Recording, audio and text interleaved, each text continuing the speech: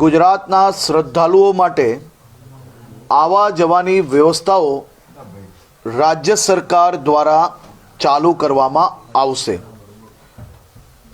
આ પેકેજ 3 રાત્રિ 4 દિવસ માટે બનાવવામાં આવ્યું છે। તારીખ 27મી જાન્યુઆરીએ વહેલી સવારે ગુજરાતના મુખ્યમંત્રી શ્રી ભૂપેન્દ્રભાઈ પટેલ યાત્રાળુઓની પહેલી બસને લીલી ઝંડી ગાંધીનગર ખાતેથી આપશે।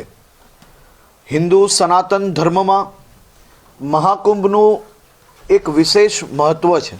વચ્ચે એક રાત્રિ રોકાણ શિવપુરી ખાતે રાખવામાં આવ્યું છે। ત્યાં હોટલની અંદર તમામ યાત્રીઓને રોકાવાની વ્યવસ્થાઓ બી આ જ પેકેજમાં કરવામાં આવી છે। માત્ર 8100 રૂપિયામાં 3 રાત્રિ અને 4 દિવસની આ આસ્થાની યાત્રા ભૂપેન્દ્રભાઈ પટેલની સરકાર દ્વારા આયોજન કરવામાં આવ્યું છે।